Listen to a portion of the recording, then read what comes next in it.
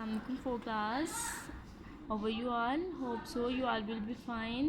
For class I'm your science teacher और आज हम पढ़ेंगे सिक्रू के बारे में। तो सिक्रू आप लोगों ने देखा होगा, आप लोगों के घरों में होता है, आप यूज़ करते हैं उसको। ये देखें साथ सिक्रू बना हुआ है। अगर आपने ऐसे देखना है तो ये देखें, ये सिक्रू है, ठीक है ना।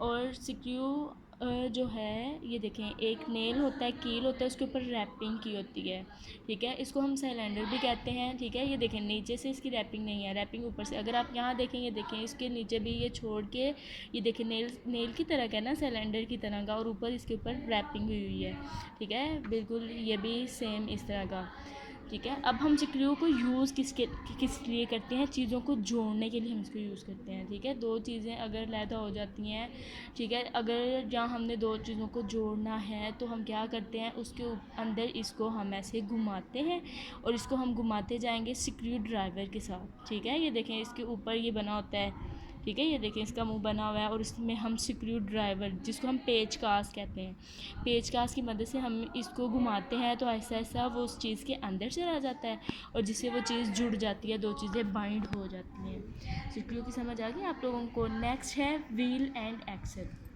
व्हील एंड एक्सल आप लोगों ने अक्सर देखा होगा कि जब गाड़ी में दो व्हील होते हैं, ठीक है ना, गाड़ी में दो व्हील, तो वो कैसे जॉइन होते हैं? एक्सल के ज़रिए। मिड में उनका एक्सल लगा होता है। अगर आप इधर देखें तो फोर क्लास, ये देखें, ये एक टायर इधर है और एक टायर इधर है, तो अंदर एक लंबा सा लाइन लगी हुई है, एक उन्होंने लकड़ी का टुकड़ा से डाला हुआ है, उसको हम एक्सल कहते हैं। अक्सर आपने छोटी गाड़ियाँ देखी होंगी खिलौनों वाली, उसमें से वो टायर निकल जाते हैं बाहर, तो वो देखते हैं कि अंदर एक वो लगी होती है, लाइन सी लगी होती है, और इधर एक टायर लगा होता है और इधर एक टायर लगा होता है, ठीक है। उसको हम व्हील एंड एक्सल कहते हैं, ठीक है। ये शुरू से ही व्हील एंड एक्सल बनाते आए हैं।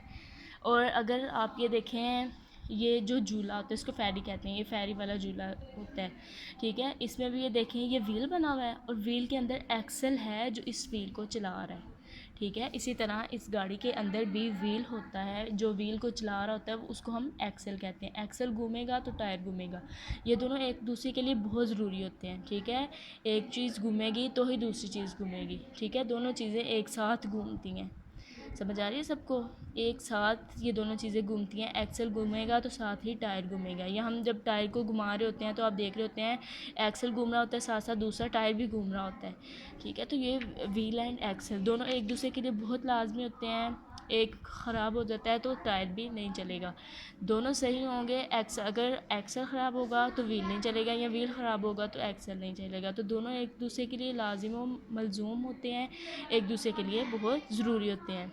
फोकस थर्ड पे देखें पुली।